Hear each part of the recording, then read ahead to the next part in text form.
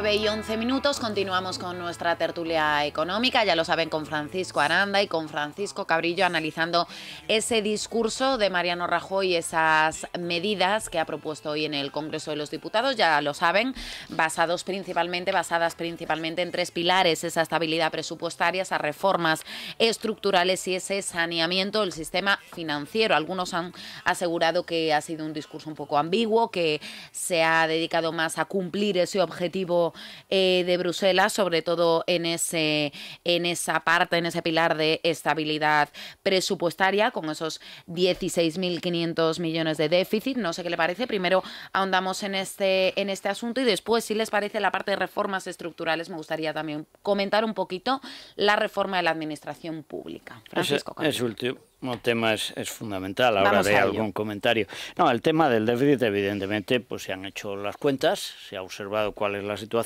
se ha cuidado mucho de ver cuál es el déficit de este año, porque la mayoría pensamos que no va a ser el déficit oficial y que todavía tendrá que ajustarlo por ahí. Yo creo que ahí se ha ajustado al guión y era lo que tenía que hacer. Eso me parece correcto. Claro, ya si vamos a más largo plazo, el otro tema que me saca usted, el de la reforma de la administración pública, ese tema es fundamental, ¿verdad? En esta tertulia llevamos diciendo mucho tiempo que la economía española no aguanta el sector público que tiene. Y aquí se pueden hacer muchas cosas, desde plantearse una reducción en muchos sentidos, hasta medidas muy concretas. Y le voy a poner un ejemplo. Hoy se han conocido también nuevas medidas de ajuste y reforma de la administración y la función pública en la Comunidad de Madrid, que han entrado como enmiendas a la ley de medidas de acompañamiento de los presupuestos del Estado de la Comunidad. Bueno, pues se ha planteado temas sobre jornada laboral, reducción del absentismo, que alcanza unos límites excesivamente altos, y otra serie de ajustes. Bueno, esas medidas hay que empezar a tomarlas ya. Que empezar a tomarlas, por un lado en la administración central y las comunidades autónomas controladas por el propio Partido Popular que no las hayan adoptado, tienen que hacerlo. Dentro de una filosofía global, hemos estado muchos años gastando más de lo que podíamos, eso se ha acabado, y no es cuestión, como aún piensa mucha gente, de vamos a aguantar un par de años a ver si nos recuperamos. No, hay que replantearse el sector público entero y hay que replantearse lo que el sector público va a hacer. Por ejemplo, Castilla-La Mancha, Madrid lo empezó a hacer, Castilla-La Mancha ya lo ha hecho. La posibilidad de que determinados servicios no estén a cargo de funcionarios, sino con acuerdos con empresas privadas. En estos momentos, en el mundo, hay una serie de posibilidades y de modelos ya estudiados que permiten hacerlo. Creo que el Gobierno debería ir muy claramente por esa línea. Francisco Aranda. Bueno, refiriéndome de nuevo al discurso del señor Rajoy, es decir, tiene mensajes, yo creo que tremendamente interesantes y que dan en el clavo, ¿no? Por ejemplo, a raíz de lo que ha dicho ahora el profesor Cabrillo, ha dicho Rajoy: a la salida de la crisis no habitaremos el mismo planeta que hemos conocido. Es decir, eso es una verdad como un templo. Ha llegado una crisis que se va a quedar, es decir, que se va a quedar en el sentido de cambio permanente, es decir, de que la globalización conlleva eso, es decir, cambios permanentes. Es decir, no se trata de que esto es una crisis, es un gran chaparrón, lo aguantamos y dentro de 1, 2 o 3 años volveremos a estar como antes. Eso no se va a producir. Es decir, cuando termine esta fase estaremos en otro mundo que volverá a cambiar pues al año, a los 2 años o a los 3 meses, ¿no? Por lo tanto, como digo, desde el punto de vista retórico, tremendamente interesante. Tampoco me gustaría que se dejara atrás la situación en la que nos ha dejado el gobierno de Zapatero y Rubalcaba. Yo creo que por eso Rubalcaba hoy ha estado muy light, ha sido un Rubalcaba light, pero claro, es que estos años nos han dejado un país con 5.400.000 parados, con una tasa de paro del 23%, que más que duplica la media de la Unión Europea. La mitad de los jóvenes están en paro y no tienen expectativas de encontrar un empleo a corto plazo. Hemos perdido más de 2 millones de cotizantes a la seguridad social, nuestra actividad económica crece por debajo de la mitad de lo que hace la Unión Europea, desequilibrio entre ingresos y gastos de las administraciones públicas, déficit público, deuda pública, etcétera, etcétera, etcétera, etcétera, etcétera, ¿no? Por lo tanto, entiendo la postura light hoy de Rubalcaba. Lo que no me ha gustado en este sentido de Rajoy es que, bueno, se ha dicho poco más o menos que esto es borrón y cuenta nueva y venga, lo perdono todo, lo olvidamos y aquí no ha pasado nada. Desde luego no ha mirado atrás, ¿no? Claro, entonces a mí me parece bien ese tipo de actitudes muy de caballero, cuando lo que ha hecho el otro no afecta al resto de la sociedad, pero es que lo que han hecho estos señores a mí personalmente me afecta, y a mi bolsillo, y al bolsillo de todos los que nos están escuchando. Era una postura muy elegante, pero probablemente Rajoy debería tener en cuenta que no se la van a devolver. Nunca. Pero no es que no se la vayan a devolver, es que esas acciones de esos señores están provocando y han provocado y provocarán consecuencias en el resto de la sociedad, y aquí no debemos de continuar con la sensación de que aquí no pasa nada, ¿no? Aquí al final nunca pasa nada, sino que se borran las cosas y bueno, carpetazo, punto y final y punto y aparte. Es que no podemos seguir con esa impunidad en la clase política, por mucha casta que sea, ¿no? Es decir, que es lo que comentábamos antes. Y hay que explicar que, como usted decía, las reformas, que no van a ser iguales, se deben en buena medida a lo que estamos recibiendo. Claro, que lo que estamos recibiendo es muy malo. En relación con lo que usted decía antes, darle nada más un ejemplo a nuestros oyentes de ese mundo nuevo al que vamos. Yo siempre pongo a mis estudiantes el siguiente ejemplo. Si cogemos cuál era cuando se compara la crisis de los años 30 con esta, ¿no?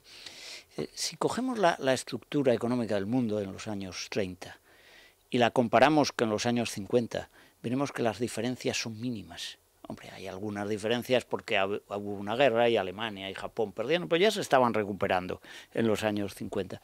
Pero los países productores de materias primas eran los mismos, los ricos más o menos eran los mismos, los pobres los mismos. Por lo tanto, fue una gran crisis, pero no cambió la estructura del mundo. Vamos a ver cómo queda el mundo cuando acabe esta crisis, comparando cuál era la situación, por ejemplo, en 2007 y la que vaya a ser 15 años más tarde. Mi impresión es que el mundo va a ser algo totalmente diferente y hay que adaptarse a eso. Y lo decía también el presidente del gobierno electo, que precisamente Francisco Aranda hacía mención a ello. Juan Ramón Rayo vuelve con nosotros con las portadas de mañana, supongo que abordando también este asunto. Sí, básicamente pues el tema central obviamente es este, ¿no? Expansión le dedica prácticamente toda la portada, dice Rajoy desgrana su hoja de ruta para salir de la crisis. Y diversos titulares, uno, llegan las reformas, otro, recortes de 16.500 millones y freno al gasto de comunidades y ayuntamientos, pensiones, alza de las cuantías con el IPC y cálculo de la pensión con toda la vida laboral, y reforma laboral, eliminación de las prejubilaciones y lucha contra el fraude en el paro. A mí hay un punto que sí que me interesa y creo que no se ha hablado mucho. Es verdad que hay que bajar en los gastos los ayuntamientos, hay que bajarlo mucho. Ahora, a corto plazo, yo no sé si todavía el Estado va a tener que echar mano al bolsillo, porque la situación de algunos ayuntamientos es verdaderamente desesperada en estos momentos. Y eso es un dinero que hay que contar a la hora del déficit, ¿eh? Y de algún lado tiene que salir. Hombre, yo creo que si seguimos teniendo el mismo número de ayuntamientos hoy que dentro de 2 años, eso va a ser insostenible. Es decir, no podemos seguir teniendo más ayuntamientos, por ejemplo, que Alemania. Es decir, eso no tiene ningún sentido. Ahí hay una reforma tremendamente importante, independientemente de la reforma que necesita nuestro sector público, que yo diría que básicamente es introducir técnicas y criterios de gestión empresarial del sector privado en el sector público.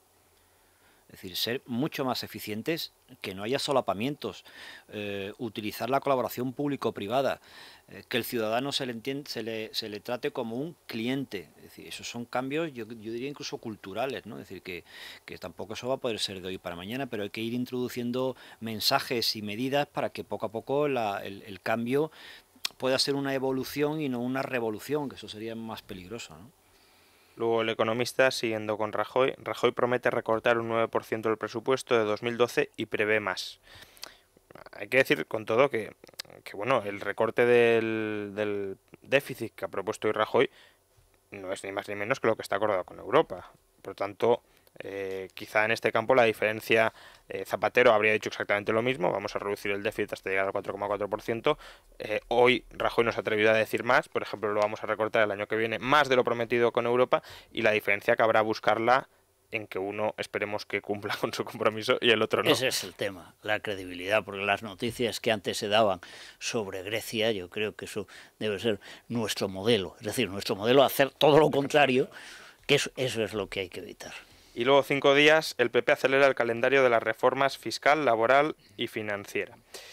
Y si os parece, pues también por salirnos un poco del tema Rajoy, aunque luego podemos volver, otros titulares, expansión, la morosidad sube al 7,4%, su nivel máximo desde 1994. Esto por lo que se refiere al saneamiento del sistema financiero, que no va a ser en absoluto sencillo.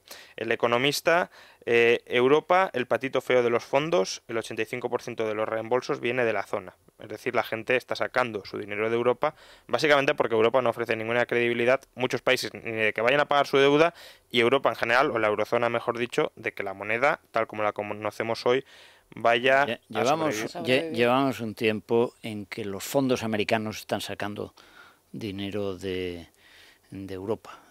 Y eso se agrava. No es nuevo. Y eso se agrava no solo porque los fondos americanos estén sacando el dinero de Europa, sino porque los bancos europeos, bueno, en general todos los bancos pero del mundo, pero los europeos especialmente, están muy endeudados en dólares. Con lo cual, si ya no solo sacan el dinero, sino que además por los mismos motivos no nos prestan, no nos refinancian, pues claro, así se entienden cosas como la inyección extraordinaria de liquidez de la Reserva Federal, no para entidades estadounidenses, sino para entidades europeas de hace cosa de un mes, ¿no? Y ese es un problema que hay cerca de 2 billones de deuda en dólares entre los bancos europeos.